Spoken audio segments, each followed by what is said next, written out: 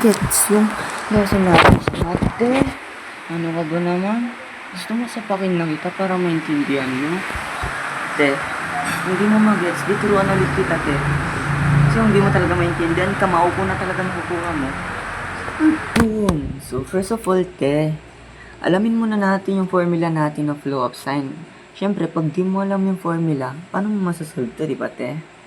So, ang formula natin dito is A over sin A is equals to B over sin B and is equal to C over sin C. So, pag alam na natin ang formula, punta na tayo sa next step. Dito, bibigyan ko muna kayo ng example. So, example. Ang given natin is angle. Sa given natin sa angle A is 40 degrees.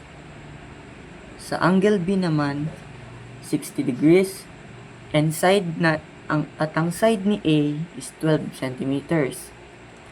At kung mapapansin nyo, ang nawawala, yung side ni B. Wawa naman siya, wala siyang partner, single siya, te. Katulad natin, kaya huwag ka na umasa. So, anong gagawin natin para matulungan to? Gagamitin natin yung formula, syempre. Gagamitin natin yung formula na B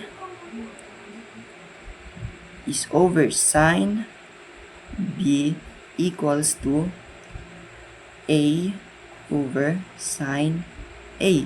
Ito ang formula natin. Kasi ang hinahanap natin, side B. So, siya dito. Okay? Siya dyan.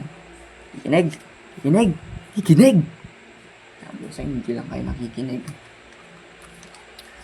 Siyempre, sunod na step dyan, lagyan nyo na ng value yung formula nyo. Itatransfer nyo na tong value dito. Pero ang tanong, binigyan ka nga ba ng value? Aray ko. Pero balik tayo sa lesson. Pagkatapos mo lagyan ng value, sunod dito, i-cross multiply na natin, te. So, itong si B, ita times kay sin 40. So, multiply ito. B is sin 40 degrees. Tapos yung isa naman, imumultiply mo din. So, si 12 imumultiply kay sin 60. So, magiging 12 times sin 60. Yan na. Kikita nyo ha. Kung mapapansin nyo, para siyang X, no? Katulad sa X mo na hindi ka minahal. Wawa ka naman, boy. Pero balik tayo sa lesson. Pagkatapos mo cross multiplication, dapat ang final na solution mo ganito. Pagkatapos mo dyan, maghahanap tayo or hanapin natin or tignan natin pala yung sign dito, tapos ilalagay natin sa baba. Di ba? Ang dito sa side ni B, ang ano niya is sin 40 degrees. Syempre, maghanap tayo ng pwede nating ipa-cancel dyan. Di yung sarili niya, di ba? So, gagawin natin dyan, divided by sin 40. Ano bang rason bakit natin i-divide sa sin 40? Siyempre, i-divide natin sa sin 40 para maging 1 yan. So, in other term, cancel. So, kakancel mo na siya. Ang matitira lang dyan, si B. Pero, siyempre, dapat maging pantay tayo, ha? 6, 7. Maging pantay tayo, te. Dapat dito din, i-divide nyo din ng 6 sin 40 pala. Sin 40, sorry. Kakamali lang yan, eh. Bawal ba magkamali nga, eh? Okay. Pagkatapos nyan, sulat nyo na po sa baba si B is equal to. At ngayon, ita-type nyo to sa calculator. Ha? Ita-type nyo. Kinig kayo? Malaman ko lang talagang di kayo nakinig, ha? Malaman ko lang di kayo nakinig. So, kuha na kayo ng scientific calculator nyo, then i-type nyo na lang.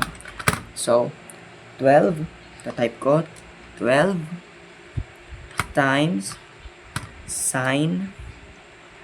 Tignan nyo pala yung mga calculator nyo. Mga ibang calculator kasi, pag pinindot nyo na yung sine, may parenthesis na kasama. Pero kung yung scientific calculator nyo, yung katulad ko sa akin na local lang, kailangan nyo pang i-click yung parenthesis bago nyo ilagay yung value. So, sine parenthesis 60 degrees. Okay, close mo na yan. Then, ipipindot mo is equal to. Equal. Pagkatapos mo makuha yung sagot mo, i-divide na pala natin. I-divide na natin sa sine 40 degrees. Okay, divided by sine 40. Ay, sorry, nakalimutan ko yung parenthesis kasi local tong sa akin. Local. May problema ka doon? Gusto mo kamao ko? So, sine 40. Wait lang. 5 ang na-type ko. 40. 40 nga ni. So, ang sagot, 16.1675. Ang gagawin natin dito, kukunin natin yung 4 na decimal. So, dito yung decimal natin, di ba? 16 point. So, ang kukunin natin dito yung apat na number na mauuna. So, 1, 6, 7, 5. Isulat nyo yan. 1, 6, 7, 5. 1, 6, 7 yan, ha? 6, 7. Distraction kayo sa buhay ko. Bista ko. 16.1675. Sabi nga ni ma'am, kung nakikinig kayo, nakikinig nga ba kayo? O nakalutang kayo katulad sa akin? Kailangan lang natin ng 2 decimal point. So, gagawin natin lang tong 2 decimal point. So, kunin lang natin to. Titignan nyo yung pangatlong decimal. Si 7. O, si 7 ha. Dahil si 7, mas mataas kaysa kay 5, mag-add tayo ng 1 kay 6. Okay? So, magiging 16.17. 16.17. Kasi si 7 mas malaki kay 5. Kaya madadagdagan ng 1 si 6. So, ang final answer natin is 16.17. Yun. Nakuha mo na. Nakuha mo na. Nakuha mo nga yung sagot. Yung mahal mo, nakuha mo nga ba? Ay, nako. Pag-ibig nga ba, diba? Pero yun lang, te. Kung di nyo naiintindihan to, free to chat me. Kung ayaw nyo mag-chat sa GC, pwede kayong mag-chat sa akin PM. Kung may mga katanungan kayo or kung wala kayong maintindihan o hindi nyo maintindihan, magtanong lang kayo. Huwag kayong mag-alala, hindi naman ako magagalit.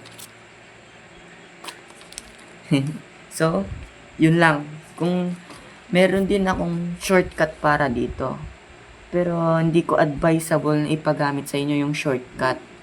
Kasi sabi ni ma'am kanina, gusto daw niya makita yung full na formula niya. Pero kung may kung okay lang sa kanya, kunwari, answer only, pwede nyo gamitin yung shortcut para huwag na kayo mag-formula. So, ipakita ko na lang sa inyo sa next video yung shortcut nito, te. Okay, bye-bye. Tinitignan ko lang kung napanood nyo. Kung nakarating kayo dito sa uli, ibig sabihin, nakinig kayo. Yun lang.